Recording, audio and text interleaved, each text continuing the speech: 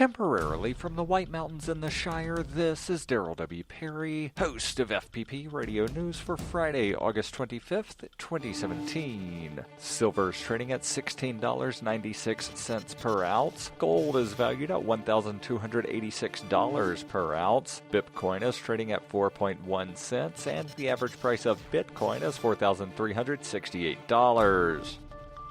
Antiwar.com reports the latest move in the Philippines' increasingly violent war on drugs under President Rodrigo Duterte. Police are now going door to door in the poorest neighborhoods of the capital city of Manila, seeking urine samples and performing on-site drug tests. This would be a major privacy concern anywhere in the world, but in the Philippines, it's another human rights disaster waiting to happen, as Duterte has been very public in his support of police summarily executing drug users and publicly calling on the unemployed to kill all the drug addicts. One of the districts, Payatas, is said already to have over 300 residents on a government drug watch list. These people are likely to be targeted, particularly in the spot test, and in the past there have been claims that being on the list amounts to being marked for death at any rate. Officials are playing up the idea this is a voluntary test, though they are also implying that those who refuse have something to hide and presenting it as a necessary step towards a drug-free district. Legal groups say they doubt in practice the tests are really voluntary and are warning that they are flagrantly unconstitutional. Though there have been no specific reports of killings related to the testing yet, it has just started, and in the Philippines recently, one has not had to wait long for any anti-drug program to turn into a slaughter.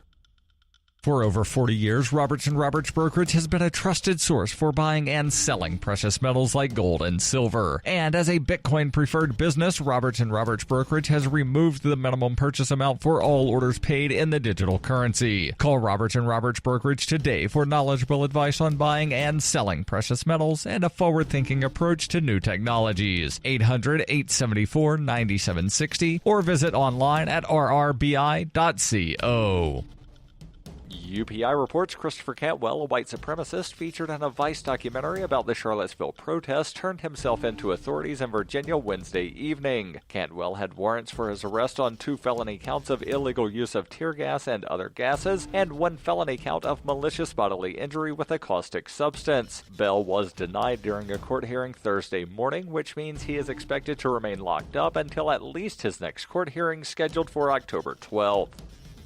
Born into a devastating world and raised among the crowd, the Cloudwalker assumes a new identity and begins the unrelenting quest for truth. In this epic journey, he discovers dark secrets about aspects of his previous life that he once trusted. Through the Journal of the Cloudwalker, he shares both the traumatic hardships and the eternal beauties of his experiences. Fueled in the beginning by his unsettling thoughts and emotions, he learns how to find peace with everything he has woken up to. Dear Society by the Cloudwalker is available from Amazon.com and all major bookstores.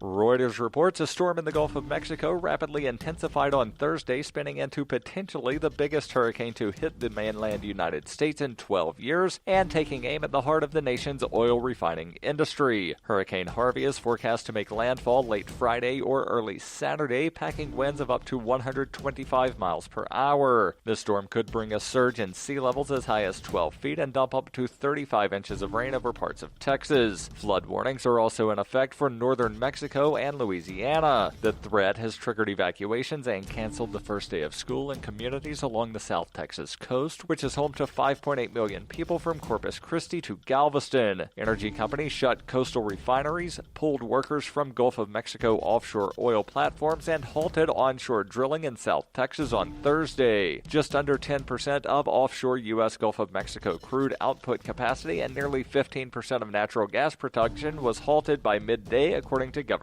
data. The National Hurricane Center said Harvey is forecast to come ashore as a Category 3 hurricane, which would make it the first major hurricane to hit the mainland United States since Hurricane Wilma struck Florida in 2005. Louisiana and Texas issued disaster declarations authorizing the use of state resources to prepare for the storm. The National Hurricane Center expects Harvey to move slowly over Texas and linger over the state for several days, dumping as much as 35 inches of rain on some areas. Harvey is expected to bring rains and a storm surge that would bring life-threatening and devastating flooding to parts of the Texas coast.